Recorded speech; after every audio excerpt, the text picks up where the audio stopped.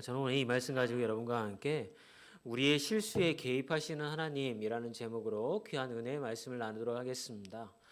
아마 큐티를 열심히 들으신 분은 조금 기억하실 겁니다. 이 큐티 본문이 하시는 말씀 본문이 지난주 수요일 날, 그러니까 3월 9일 날 우리가 큐티 본문이었습니다. 그러니까 이 말씀을 제가 꼭 큐티는 짧게 말씀을 전했는데 이 말씀을 좀 더 확대하여서 이 말씀을 통하여서 우리에게 주시는 하나님의 메시지를 여러분들과 함께 좀 나누기를 소망합니다.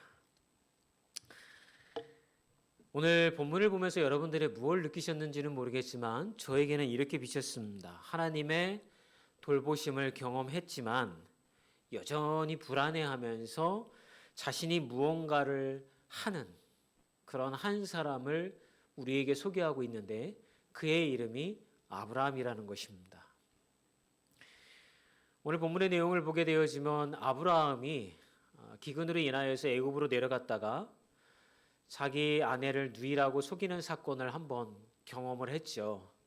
그런데 하나님께서 애굽의 바로 왕의 꿈에 나타나서 개입하셔서 사라를 다시 아브라함에게 돌려주는 사건을 기억하실 겁니다. 그리고 거기다가 더불어서 아브라함에게 많은 선물과 재산을 주어서 그로 하여금 가나안으로 돌아올 수 있도록 하나님이 만들어 주셨습니다. 이렇게 아브라함이 돌아와서 정착할 땅을 물색을 하다가 그가 어디에 정착을 하게 되어지냐면 블레셋에 있는 그랄 지방이라고 하는 곳, 그 지역에 이 사람이 정착을 하려고 합니다. 그런데 또 걱정이 생겼습니다. 아내가 너무 이뻐서 자기 아내를 빼앗아 가면서 자기를 또 죽일지도 모른다는 이 두 번째 똑같은 생각이 그에게 떠오른 거죠. 그래서 그는 아내를 또 누이라고 속입니다. 그 땅의 왕이었던 이 아비멜렉이 아내를 취하려고 합니다. 그런데 하나님께서 또 개입하셔서 이 왕을 혼내키죠. 그게 아니라고 이야기하시니까 정신이 번쩍 든 이 왕이 아브라함을 찾아와서 너 도대체 너의 아내를 왜 누이라고 그렇게 속였냐? 큰일 날 뻔했다. 너가 믿는 하나님이 개입하시지 아니하였다고 한다면 아마 너의 아내는 다른 사람의 아내가 되었을 것이다 라고 하면서 이 아브라함을 용서하는 사건이 오늘 본문의 내용인 것입니다. 그래서 저는 이 말씀을 통해서 여러분과 함께 첫 번째 좀 나누고 싶은 건 뭐냐면요. 하나님은 우리가 실수함에도 불구하고 우리의 실수에 대해 개입하신다는 겁니다. 아직 안 띄워주는데 첫 번째가 하나님이 우리의 실수하는 삶에도 불구하고 우리의 삶에 개입하신다는 겁니다. 저는 참 이 말씀이 좋습니다. 왜냐하면 여러분 우리는 늘 실수하는 인생입니다. 그리고 이 말씀을 들을 때 한 가지 여러분들이 염두에 두셔야 할 게 뭐냐면 그리스도인들을 향한 하나님의 고백이라는 것입니다. 이게 예수 안 믿는 사람들하고는 별 상관이 없어요. 예수 믿는 사람들에게 하나님이 전해주시는 메시지라는 거죠. 그래서 예수를 믿고 하나님의 자녀가 된 사람들은 평생을 살아가면서 말씀대로 살지 못하고 늘 실수하는데 하나님은 그 실수할 때 그 실수를 내버려 두시지 아니하고 그의 인생 가운데 개입하신다는 거예요. 아브라함도 사실은 실수를 합니다. 좀 전에 말씀드렸던 것처럼 애굽에서 아내를 누이라고 속였던 첫 번째 실수, 두 번째 블레셋으로 와서 또다시 아내를 누이라고 속였던 두 번째 실수를 하게 되어지는 거죠. 그런데 그의 모습을 가만히 보면 왜 이렇게 자꾸 하나님을 경험했음에도 불구하고 하나님의 돌보심을 경험했음에도 불구하고 자기가 무언가를 해서 자신의 인생을 만들어 가려고 할까? 이런 어떤 질문이 자꾸 떠오르게 되어집니다. 마치 그의 모습을 보게 되어지면 고대 사회에서는 여러분 이쁜 여자가 있으면 그 남편을 죽이고 그 아내를 빼앗아 오는 일은 사실은 굉장히 다분하게 일어나는 일이었습니다. 약육강식의 사회였고 힘이 있는 사람이 약한 자를 지배하는 사회였기 때문에 아브라함이 걱정하는 것이 100번 맞는 걱정입니다. 그런데 우리는 신앙인이잖아요. 그렇기 때문에 우리는 아브라함에게 어떤 질문을 해야 되냐면, 너 아브라함 한 번 그렇게 실수했다가 하나님이 개입하시어서 너 살려주셨잖아. 거기다가 부자도 되게 해주셨잖아. 그런데 왜 하나님의 약속하신 가나안 땅으로 다시 돌아와 왜 똑같은 죄를 짓는 거야? 라는 질문이 자연스럽게 떠오른다는 것이죠. 그러면서 저에게 다가온 모습은 이 사람이 이제 죄에 대해서 무감각해지는구나. 한 번 죄를 지었는데 거기서 살아났어요. 이거 별일 아니네. 뭐 큰일이 벌어지지 않네. 라고 하니까 죄에 대해서 무감각해지는 거예요. 다시 또 죄에 대해서 담대해져서 똑같은 죄를 짓고 있지는 않은가. 이렇게 저에게는 다가오더라고요. 여러분, 우리의 인생도 마찬가지지 않습니까? 우리의 인생도 죄에 대해서는 민감해야 되는데 죄를 지어도 아무 일이 일어나지 않으니까 여러분, 우리는 그냥 이렇게 살아도 괜찮은가 보다 라고 생각하는 신자들이 이 땅 가운데 얼마나 많은지 모릅니다. 그런데 우리는 알고 있지 않습니까? 이렇게 아브라함에게 아무 일이 일어나지 않은 것은 하나님이 그의 인생 가운데 개입하셨기 때문에 그에게 아무 일이 일어나지 않은 것뿐이지, 하나님이 개입하시지 아니었다고 한다면 아브라함에게 치명적인 고난이라고 하는 결과가 주어질 수밖에 없는 사건이 오늘 본문의 사건이라고 하는 것입니다. 그래서 창세기 21장 22절 하반절에서 여러분 23절 상반절을 보게 되어지면 이 아비멜렉이 다음과 같이 이야기를 합니다. 함께 읽어볼까요? 내가 무슨 일을 하든지 하나님이 너와 함께 계시도다. 그런즉 너는 나와 내 아들과 내 손자에게 거짓되이 행하지 아니하기를 이제 여기서 하나님을 향해 맹세하라. 여러분, 아비멜렉이 아브라함에 대하여서 죄를 묻지 아니하고 그를 심판하지 않은 이유는 아브라함을 이해했기 때문이 아니에요. 아비멜렉이 거기까지 나가지 않는 이유는 그가 하나님을 보았기 때문에 그런 거예요. 하나님을 향한 두려움이 그의 마음 가운데 있었기 때문에 아브라함을 건드리면 안 되겠구나, 아브라함을 건드리면 우리도 저주받겠구나, 이런 두려움이 아비멜렉에게 있었기 때문에 아브라함을 건드리지 않았다라고 하는 것입니다. 그래서 아브라함의 이런 실수조차도 하나님은 언약의 백성이기 때문에 개입하시어서 회복시켜 주시고 있는 거예요. 여러분, 이 부분이 굉장히 중요합니다. 왜 그러냐면 우리가 우리의 일생 가운데 굉장히 아무 일도 일어나지 아니하고 평탄한 인생을 살기를 하나님 앞에 바라잖아요. 그런데 살다가 보니까 여러분 죄를 짓게 돼요. 예를 들어서 뭐 이런 거죠. 어느 날 바쁜 일 때문에 예배를 빠졌어요. 그럴 때 마음 가운데 어떤 두려움이 있습니다. 이 예배가 우선인데, 목사님도 늘 그렇게 얘기했는데 예배의 우선순위를 심어야 된다라고 말씀하셨는데 어떡하지? 이거 예배 빠지고 어디 가야 되는데, 고민하다가 그날 예배를 빠지고 어디를 갔어요. 여러분, 그러면 그의 마음 가운데 그 두려움이 있었으니까 어떤 일이 일어나야 돼요? 가다가 다리가 부러지든가 아니면 어떤 사건이 벌어져서 예배를 빠지니까 역시 이런 일이 벌어지는구나, 다음부터 예배를 빠지지 말아야 되겠구나, 이런 생각이 들어야 하는데 여러분, 그런 일이 일어나나요? 안 일어나나요? 별로 일어나지 않습니다. 그러니까 우리 마음 가운데 죄에 대한 자신감이 생기기 시작합니다. 아무 일이 일어나지 않네? 내가 예배를 등한시하고 기도하는 것을 등한시해도 아무 일도 일어나지 않네? 이러면서 우리는 점점 죄에 대하여서 담대해진다라고 하는 것이죠. 그런데 여러분, 기억하셔야 될 것은 하나님은 지금 여러분들이 하나님 앞에 죄를 짓든 여러분의 삶 가운데 실수를 하고 있을 때에 하나님은 기다려주고 계신 거예요. 여러분들이 만약 노예라고 한다면, 바로 잘못하면 채찍을 드시고 여러분들을 심판하시고 매질하시어서 너 그거 아니야 라고만 하시면 여러분, 우리는 열심히 신앙생활할 것입니다. 그런데 여러분, 그것은 노예의 삶인 거예요. 하나님은 우리에게 자유를 주셨고 자유인으로 대접하기를 원하십니다. 제가 이런 설교를 할 때마다 항상 이야기하는 게 있어요. 그게 뭐냐면, 여러분, 아이들이 부모 말을 잘 듣게 하려면 어떻게 해야 됩니까? 잘못할 때마다 아이들의 종아리를 때리면 됩니다.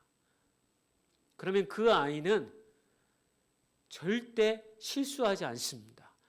부모가 싫어하는 행동을 하지 않고 눈치를 봅니다. 근데 여러분, 부모와 그 자녀 사이의 관계 가운데 사랑이 생길까요? 정말 부모님을 의지하고 그 자녀는 역시 엄마 아빠밖에 없어, 이런 마음을 가질까요? 아니죠. 부모를 두려워하는 마음밖에 생기지 않고 그 아이는 속으로 이런 생각을 할 겁니다. 지금은 내가 힘이 없어서 이렇게 맡고 있지만 내가 조금만 커봐라, 이 집을 뛰쳐나가리라, 부모의 그늘을 벗어나리라. 이게 그런 상황 가운데 놓여있던 아이의 마음일 것입니다. 이것을 여러분 하나님과 우리의 관계로 한번 데리고 가십시오. 가져가 보세요. 하나님, 제가 죄를 지을 때 저에게 그렇게 하십시오라고 한다면 여러분, 우리는 하나님에 대한 두려움이 생길 수밖에 없어요. 그러면서 날마다 하나님의 눈치를 봅니다. 거기에는 사랑이 없습니다. 하나님이 나를 인격적으로 대접하고 있고 한 인격체로서 존중하고 있다라고 하는 생각도 없습니다. 우리는 그저 매일같이 하나님의 눈치를 보며 어떻게 하면 하나님의 마음에 비위를 맞출까, 이런 고민으로 신앙생활을 하게 되어질 것입니다. 여러분, 그게 우상과 우상을 믿는 신자들의 모습 아닙니까? 여러분, 왜 다른 신을 섬기고 우상을 섬깁니까? 그렇게 안 하면 저주를 받는다라고 생각을 하잖아요. 때마다 제사를 지내고 구출을 하는 이유는 뭡니까? 그렇게 함을 통하여서 그들이 믿는 우상의 비위를 맞추어서 자신들의 가정과 삶 가운데 재난과 재앙이 일어나지 않기를 원하기 때문에 그렇게 하는 거 아닙니까? 하나님은 그것을 싫어합니다. 왜 하나님을, 천지를 창조하신 하나님을 가장 비천한 잡신 취급을 하냐라고 하나님은 우리에게 묻고 계신 것입니다. 그것을 싫어하시기 때문에 하나님은 우리가 죄를 짓고 우리의 삶 가운데 실수를 해도 기다려주시는 것입니다. 이제 너는 자유인이다. 네가 나를 만나서, 아니 내가 너를 택하여서 창세전에 너를 나의 자녀로 삼았기 때문에 나는 너를 하나의 인격체로서 대접하기를 원하고 네가 선택할 수 있는 너의 생각으로 나를 존중하고 따르기를 원하는 게 아버지 하나님의 마음이라고 하는 거예요. 그러므로 사랑하는 여러분, 여러분들이 죄에 대해서 민감하게 깨어있기를 원합니다. 여러분, 아마 이런 말씀을 드릴 때 제 마음 가운데 생각나는 한 인물이 있는데 그건 다윗입니다. 여러분 아시죠? 다윗이 사울의 칼날을 피해서 도망 다니다가 어느 날 광야에 있는 한 동굴에 숨었는데 마침 그때에 사울 왕이 그 동굴 속으로 들어와서 여러분 큰일을 보려고 합니다. 그랬더니 부하들이 다윗에게 얘기합니다. 왕이셔, 다윗님, 사울을 죽일 수 있는 절호의 기회입니다. 주위에 아무도 없습니다. 죽입시다. 근데 다윗이 그렇게 하지 않습니다. 그리고 그의 조용히 다가가서 그의 옷자락 한 무퉁이만 베어버립니다. 그리고 나서 그 부하들의 질문에 이렇게 대답합니다. 사무엘상 24장 5절에서 6절 말씀입니다. 함께 읽어볼까요? 그리한 후에 사울의 옷자락 뱀으로 말미암아 다윗의 마음이 찔려 자기 사람들에게 이르되 내가 손을 들어 여호와의 기름 부음을 받은 내주를 치는 것은 여호와께서 금하시는 것이니 그는 여호와의 기름 부음 받은 자가 됨이니라 하고, 이 정도로 여러분 다윗의 삶에 위기가 있었고 힘들 때에는 하나님을 경외했고 죄를 짓지 않으려고 했어요. 그런데 정작 다윗이 죄를 지은 때는 언제입니까? 여러분, 자신의 부하였던 우리아 장군의 아내였던 바세바를 취하는 사건은 다윗이 평탄할 때였어요. 그의 왕국이 굳건하게 서 있을 때였어요. 전쟁을 하고 있었지만 자기는 나가서 전쟁할 필요 없이 장군들과 군사들만 보내고 자기는 낮잠을 자고 있을 때였어요. 그 정도로 걱정이 없는 그러한 환경을 만들어 놓은 후에 다윗은 잠에서 깨어나서 한낮의 낮잠 후에 산책을 하기 위해서 쫙 나왔다가 한 여인이 목욕하는 것을 보고 그 여인을 빼앗는 사건을 저지르게 되어지는 거죠. 사랑하는 여러분, 우리가 죄를 짓는 것은 평생토록 우리가 하나님 앞에 기도하는 것처럼 우리 가정이 평안하게 해주십시오, 하나님 우리 가정에 아무 어려움 없게 해주십시오, 그렇게 기도하는 것으로 끝나는 것이 아니라 주여 제가 죄에 대해서 담대어지지 않도록 인도하여 주옵소서. 제 삶이 평탄해짐으로 인하여서 더 이상 죄에 대해서 민감해지지 아니하고 더 이상 제가 어떤 하나님에 대해서 내가 깨어있지 아니하고 죄의 길을 걸어가는 것을 막아주시옵소서라고 기도하는 것이 우리가 기도해야 되는 것인 줄 믿습니다. 사랑하는 여러분, 오늘 하루 혹시 여러분들이 오늘도 무사히 보냈구나, 아무 일도 일어나지 않았구나, 그래서 내가 잘 살고 있구나, 하나님 보시기에도 내가 별탈 없이 지내고 있는 것처럼 보이겠구나 라고 스스로를 포장하지 마십시오.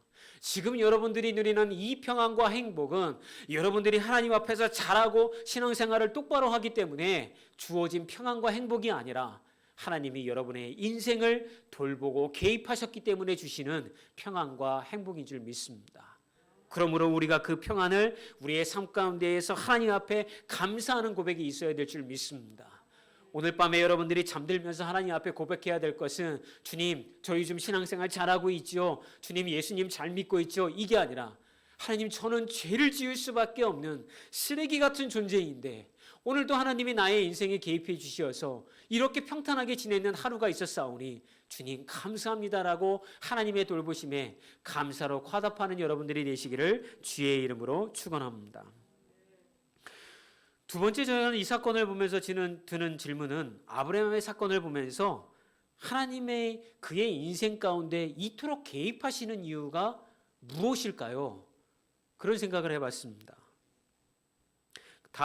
다름이 아니라 하나님은 아브라함을 사랑하시어서 그와 언약을 맺으셨기 때문에 그렇습니다. 여러분, 창세기 28장 10절에서 15절 말씀을 가보면 하나님께서 야곱과 맺는 언약의 메시지가 기록이 되어져 있습니다. 근데 그걸 보면 아시잖아요. 야곱이 팥죽 한 그릇에 에서의 장자권을 속여가지고 빼앗잖아요.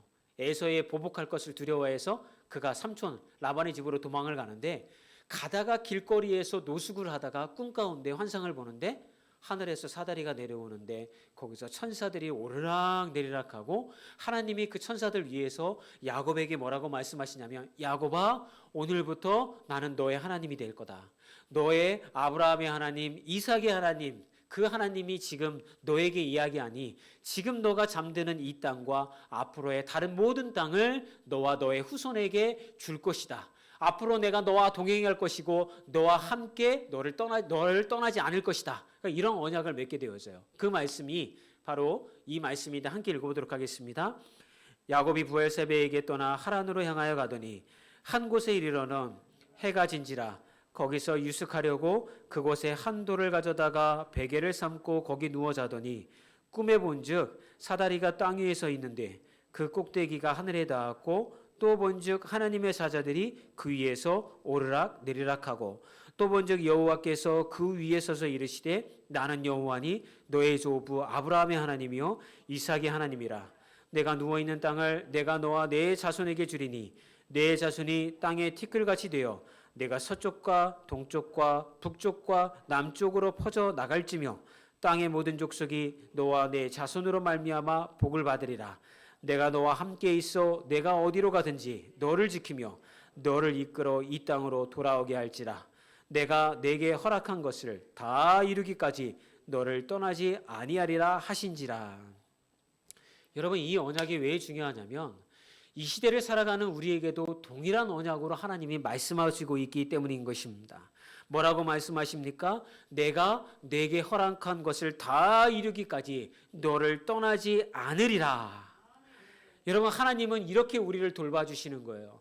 여러분의 인생 가운데 하나님이 우리의 실수에도 불구하고 개입하시는 이유는 뭡니까? 여러분을 창세전에 택하시고 하나님이 하나님의 자녀로 삼으셨기 때문에 그런 거예요. 그러므로 우리의 고백은 어떤 고백이 되어져야 되냐면 아브라함처럼 하나님이 나의 인생에 복을 주시기는 하는 것 같아. 그런데 지금 이 어려운 상황을 돌파하려면 내가 무언가를 해야 될 것 같아. 아내를 누이라고 속이고 뭔가 어떤 방비책을 만들어야 될 것 같아. 이게 우리의 모습이잖아요.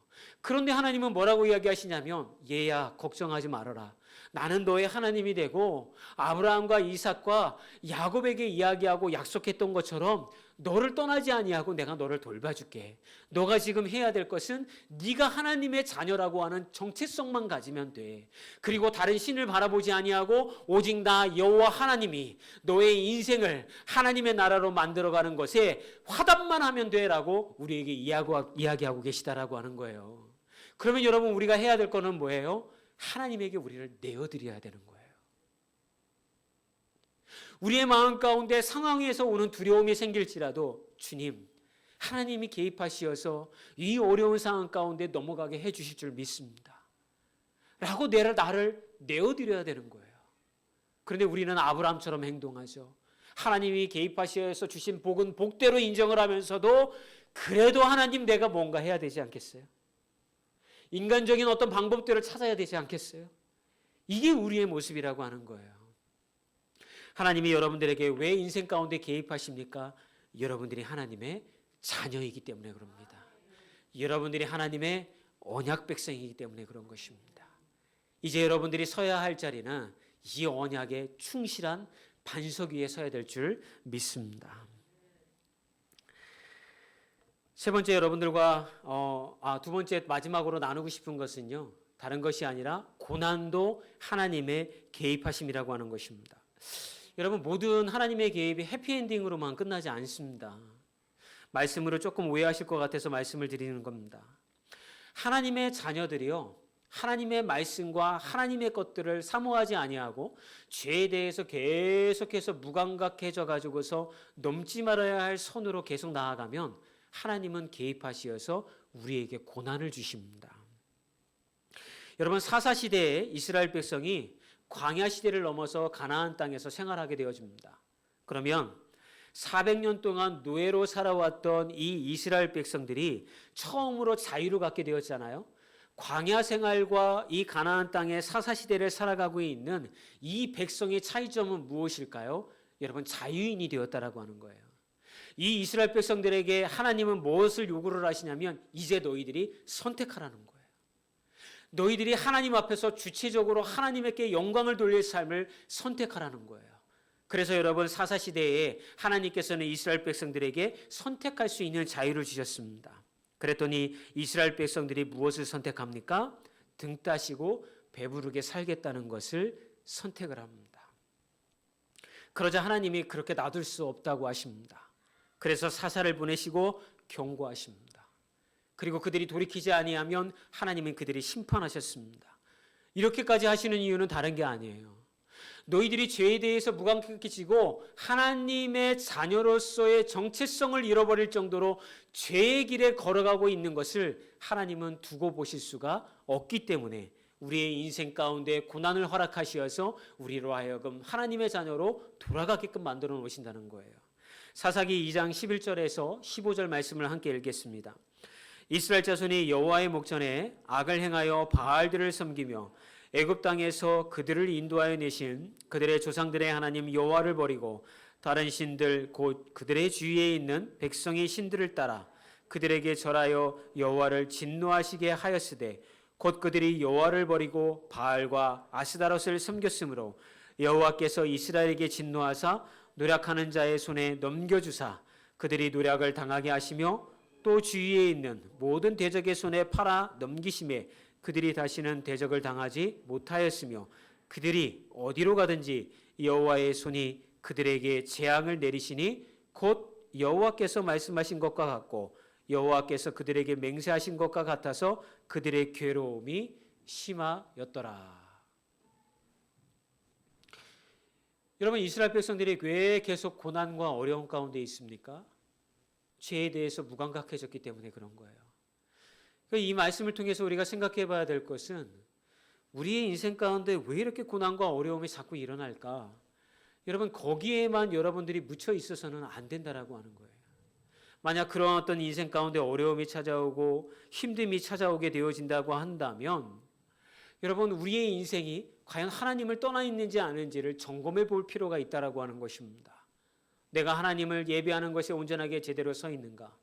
내가 하나님을 섬기는 것에 있어서 나는 어떤 자세로 서 있는가를 여러분 체크해 봐야 된다라고 하는 것입니다. 여러분, 만약 여러분들의 삶에 아무 일이 일어나지 않고 있다고 한다면 이런 신앙생활해도 괜찮구나, 적당하게 신앙생활하자, 이런 마음을 품는 분도 있을 것입니다. 그런데 여러분, 하나님은 거기서 우리가 멈추지를 않기를 원하시는 거예요.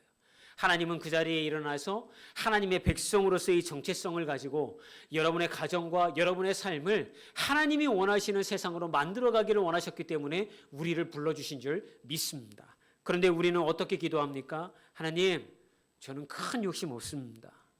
그냥 살면서 남에게 구차하게 돈 꾸지 않을 정도로만 저에게 복을 주십시오. 그리고 그냥 자녀들이 큰 복 바라지 않습니다. 그냥 건강하게 자라나서 자기 밥벌이 할 정도로만 하면서 살아갈 수 있을 정도로 하나님 복을 내려 주십시오. 여러분, 우리는 이런 기도가 우리가 흔하게 하는 기도잖아요. 근데 여러분, 이거는 하나님과 딜을 하는, 하나님과 거래를 하는 기도인 거예요. 하나님은 우리가 이런 기도에 머무르기를 원치 않는다라고 하는 거예요. 하나님은 거기서 넘어서서 우리로 하여금 자유인으로서 하나님에게 영광을 누리는 인생을 살기를 원하시고 계시다라고 하는 것입니다.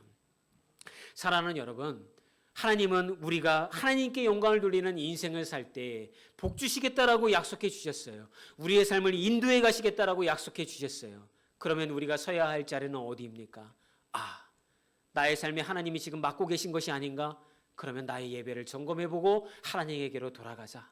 그리고 내가 하나님의 자녀로서 어떻게 하면 내 자발적인 마음으로 하나님 앞에 영광을 돌리는 인생을 살 수 있을까? 하나님의 개입하심을 어떻게 바라보고 죄에 대해서 민감하게 깨어 있을까?